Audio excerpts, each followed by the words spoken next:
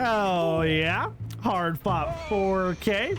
I really would have lost that, but thankfully I'm super cracked at this game. I'm actually pretty goated, so it's nothing but dubs for me out here in Dead by Daylight.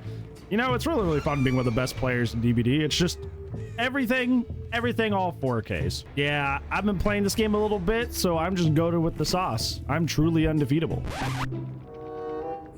Oh, yeah, no, don't look at that. Look at me. Look at me. I'm over here. See the webcam area. Look over here. Don't look over there. Don't look. Listen, bro, it was all me. It was all me. It wasn't the character. It wasn't the build. It was totally all me.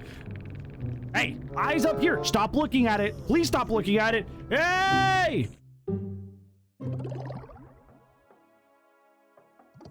Hi guys, how are you doing, and welcome to another Dead by Daylight commentary video. This video is going to be focusing on how Dead by Daylight lied to you. Ooh, scary. This came up to me because I've been thinking a lot of what skillful means in Dead by Daylight lately, considering that this has been the main core of why Xemorph almost got gutted and nerfed into the ground, and also why Skullmerchant is receiving now a very ill-fitting rework to the character. I've been trying to wrap my brain around why so many people see so many killers as quote-unquote unskillful. This was further agitated when I was playing Knight the other day on stream, and a survivor claimed that Knight was still brainless, required no skill, and was completely unfair. They did this in front of Z and Pixie, by the way, which I found very funny.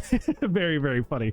Reference Knight is mostly seen as somebody who's in the B- tier at best, but is mostly placed in the upper C tier after his rework, where he was made to be a little bit more streamlined and better to use, but also not nearly as cheesy as he used to be. So by all means, this is a very unoffensive killer, but for some reason the survivor was still very much driving home as if it was old Knight, that current Knight was still oppressive, unfair, and stupid, and all this stuff. And for some reason, it was during that endgame chat that it hit me.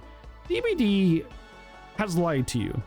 And DBD has been lying to you for a very long time. You see, I was thinking, why would someone still think Knight is skillless in the year of our Lord 2025? And it boils down to the guard coming at you one direction, the Knight coming at you from the other, which results in you getting down despite the resources you have available. I, as a Xenomorph main, am used to these kind of conversations. The tail attack, while oppressive, does have counterplay, and people dodge it for me pretty frequently. Furthermore, this power can be outright taken away, or at very least constantly stop, started, because the Xemorph has to stop and break the obstacles, that being the flame turrets. Yet people still heavily believe Xemorph is OP and has no counterplay and is stupid and deserves the nerfs that they almost got. The issue being that DBD has lied to you for years. I've been going through a lot of my old footage on old Dead by Daylight because, well, Twitch has unfortunately hard limited all of the VOD space that you can have on Twitch down to 100 hours, which if you're somebody like me who's been streaming for almost 5 years, you have thousands of hours of VOD saved. So yeah, I've been going through a lot of those videos and trying to upload them to my VOD channel, Headache Plays. But when I was going through a lot of those old matches, some of the tile setups I was watching in those old matches were absolutely insane. There was no match in particular that I was watching on old Blood Lodge that was absolutely crazy. There was a long wall jungle gym, and then it went straight into a double pallet setup. Yeah, path tiles used to spawn just 2 pallets sometimes. It was amazing. Not for you on the killer side, but it was amazing for survivors.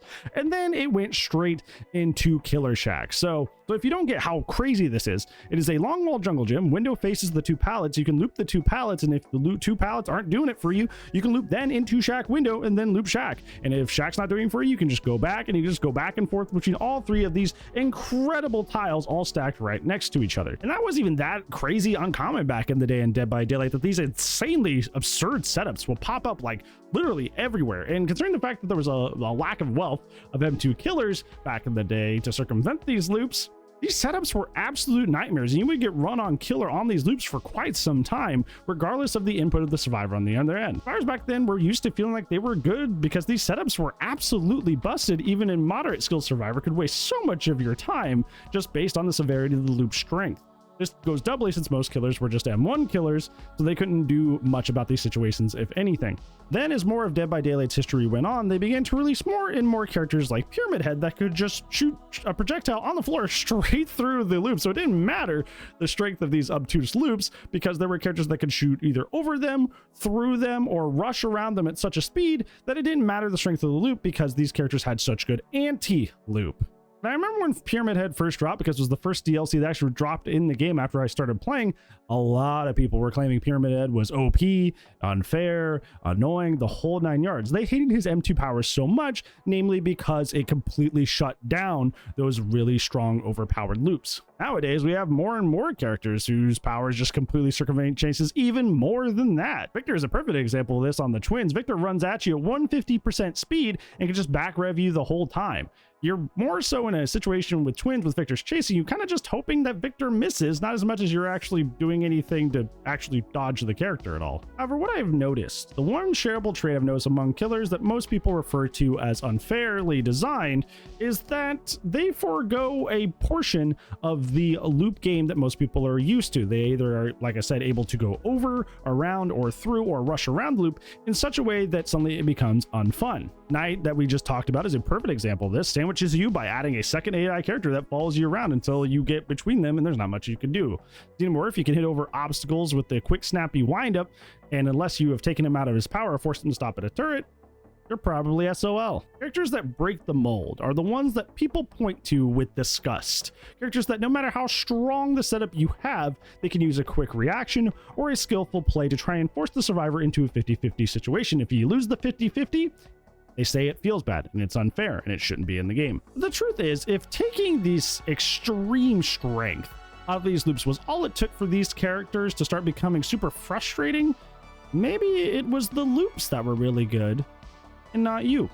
And this doesn't even begin to get into the perks and items conversation, which could be, frankly, you know, its whole long commentary video of its own right. Dead hard, just buying a meter of invincible distance, no matter how much you had messed up until that point. Decisive strike never deactivating for any reason, allowing survivors to be aggressive with unhooks, gen rushing, etc., because they could just get unhooked or run to an altruistic player objective and just stun you and then keep going. Items were also insane too. Let's not forget that brand new parts, despite how strong they still are, used to instantly complete generators, which is just absolutely insane.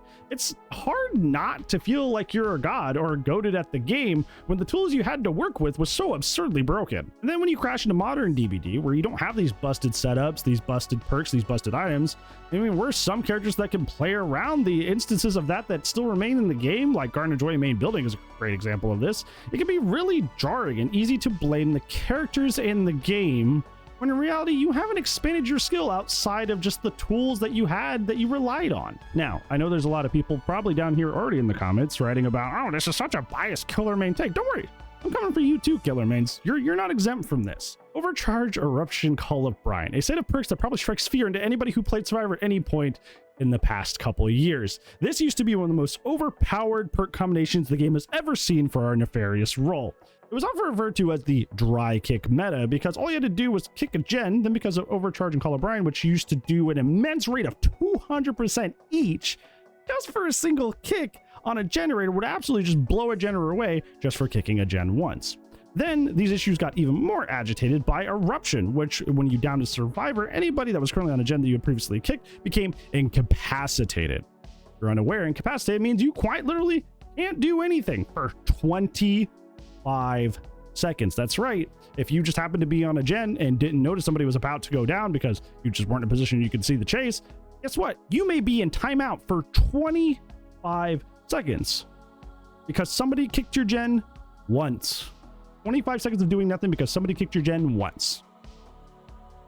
It is crazy that ever existed in the game in any form. That is absurd. Overbrine Eruption essentially became what amounts to autopilot for the killer role. Walk up, dry kick, generator, profit. It was the only time in the game that I genuinely stopped playing Survivor off stream. Usually I play with friends, but during that era I just didn't at all because there was just so much value over Overbrine Eruption. Everybody was running it that I just genuinely just found no fun in the role. So I just stopped playing for a little bit. It's funny because I was in the process of making this video because somebody actually was talking in my stream the other day because they realized that back in the day they crutched that combo and they didn't realize until they started watching my content that they had really spent a lot of time learning how to play Overbrine Eruption, but not really spending a lot of time actually learning how to play the killer role at all. First off, props to you for being humble and admitting that. It's hard to admit a harsh truth like that. Second off, I feel like that actually fits a lot of killer players that started playing around the Overbrine Eruption meta. I feel like a lot of people fell into that trap of trying to rely on that overpowered combo to carry their games instead of learning how to play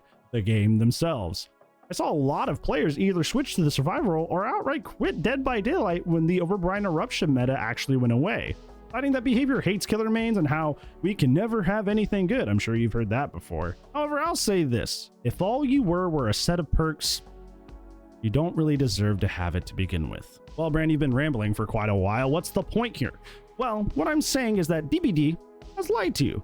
The lie is that you've been a very, very good player for a very long time, but in reality, the nature of the game's extreme balance, which is being solely removed from the game, is really what you were.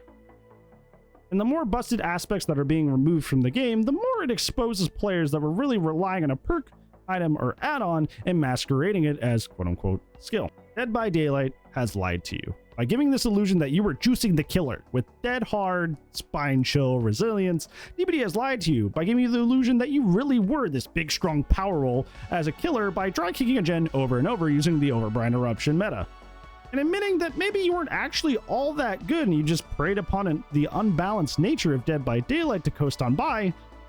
Kind of a hard pill to swallow.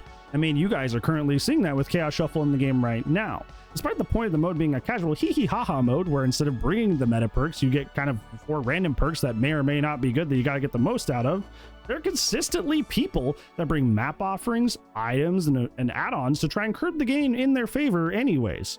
Even in a casual party mode, certain players just can't bear the thought of leaving home without their trusted boosted items or offerings. They have to bring their advantages because they have to rely on them. I think it just outs it even more because since they don't have the perks to rely on because they're random, they feel like they have to fudge the results and fill in the gaps wherever the game allows them to. So to summarize, Dead by Daylight has lied to you, killer or survivor, by being extremely unbalanced for most of its years, and there's still some stuff that they definitely need to work on.